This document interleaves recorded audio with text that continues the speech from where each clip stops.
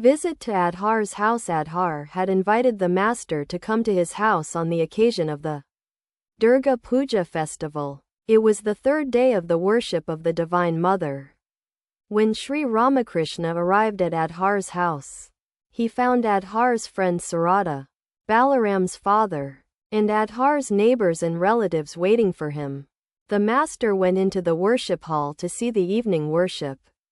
When it was over, he remained standing there in an abstracted mood and sang in praise of the Divine Mother. Glories of the Divine Mother, out of my deep affliction rescue me. O Redeemer, terrified by the threats of the King of Death am I. Left to myself, I shall perish soon. Save me, oh, save me now, I pray. Mother of all the worlds. Thou, the support of mankind. Thou, the bewitcher of all, the mother of all that has life. Vrindavan's charming Radha art thou, dearest playmate of Braha's beloved, blissful comrade of Krishna, wellspring of Krishna's Lila, child of Himalaya, best of the gopis, beloved of Govinda, sacred Ganga, giver of moksha, Sakti, the universe sings thy praise. Thou art the spouse of Shiva, the ever-blessed, the all. Sometimes thou talkest form and sometimes art absolute. Eternal beloved of Mahadeva, who can fathom thine infinite glories? The master went to Adhar's drawing room on the second floor and took a seat. Surrounded by the guests, still in a mood of divine fervor, he said, "Gentlemen, I have eaten. Now go and enjoy the feast." Was the master hinting that the Divine Mother had partaken of Adhar's offering? Did he identify himself with the Divine Mother and therefore say, "I have eaten"? Then, addressing the Divine Mother, he continued, "Shall I eat, O Mother? Or will you eat, O Mother?" The very embodiment of the wine of divine bliss. Did the master look on himself as one with the Divine Mother? Had the Mother incarnated herself as the Son to instruct mankind in the ways of God? Was this why the Master said, "I have eaten"? In that state of divine ecstasy, Sri Ramakrishna saw the 6 centers in his body, and the Divine Mother dwelling in them. He sang a song to that effect. Again he sang, "My mind is overwhelmed with wonder, pondering the Mother's mystery. Her very name removes the fear of Kala. Death himself. Beneath her feet lies Maha-Kala. Why should her hue be Kala? Black? Many the forms of black.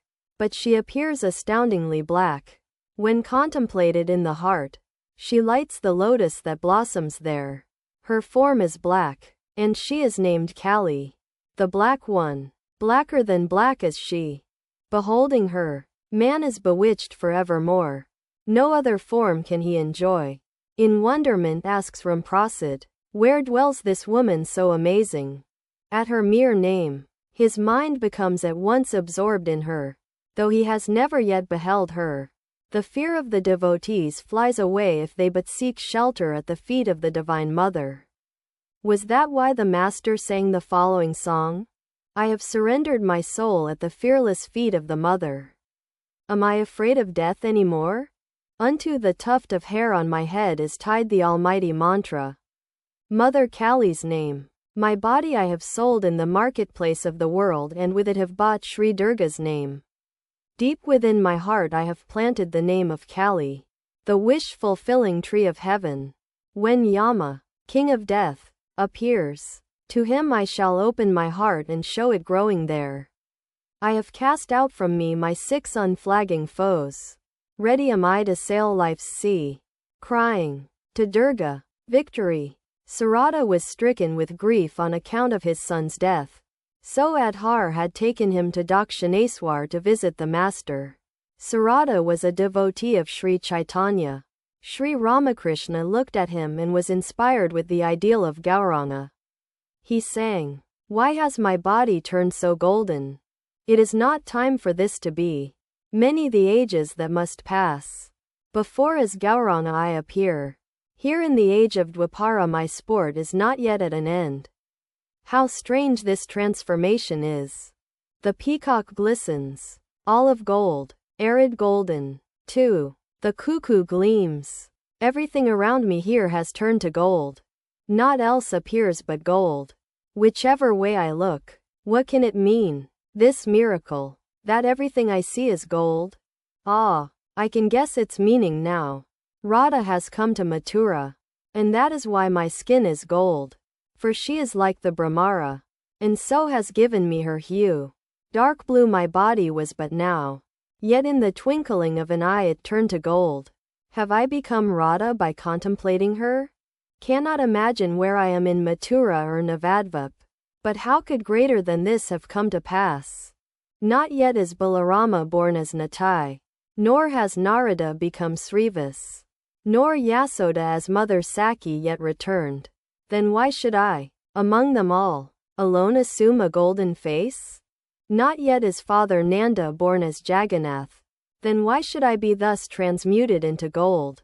Perhaps because in Mathura sweet Radha has appeared.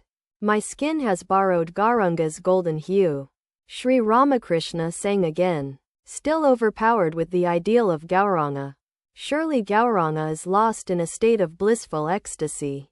In an exuberance of joy, he laughs and weeps and dances and sings. He takes a wood for Vrindavan, the Ganges for the blue Jamuna. Loudly he sobs and weeps. Yet, though he is all gold without, he is all black within, black with the blackness of Krishna. The master continued to sing, assuming the attitude of a woman devotee infatuated with love for Gauranga. Why do my neighbors raise such a scandal? Why do they cast aspersions upon me simply because of Gauranga? How can they understand my feelings? How can I ever explain? Can I ever explain at all? Alas, to whom shall I explain it?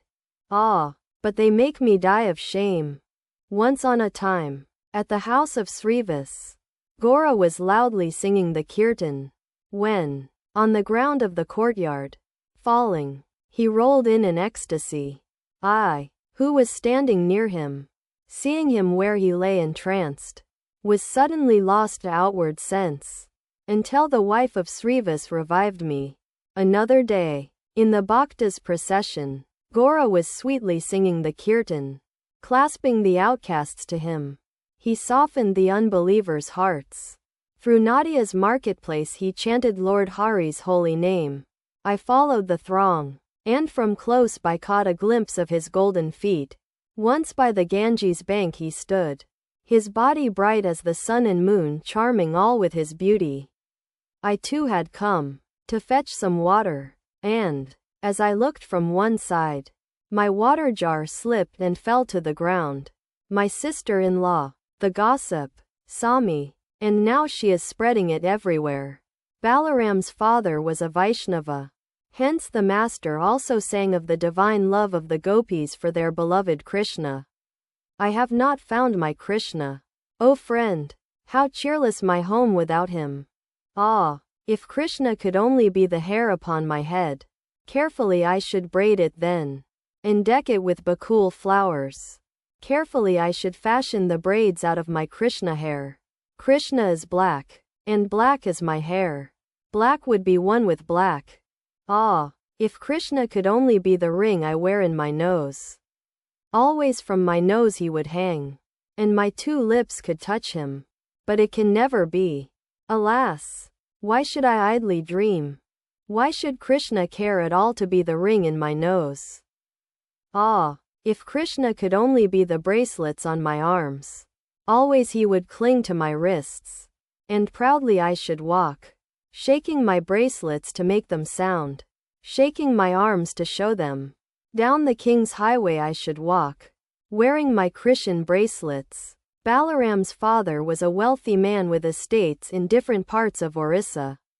An orthodox member of the Vaishnava sect, he had built temples and arranged for distribution of food to the pilgrims at various holy places.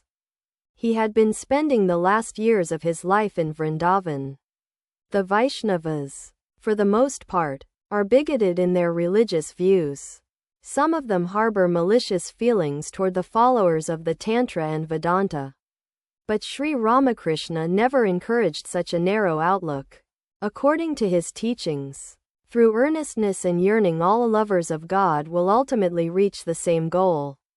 The master began the conversation in order to broaden the religious views of Balaram's father.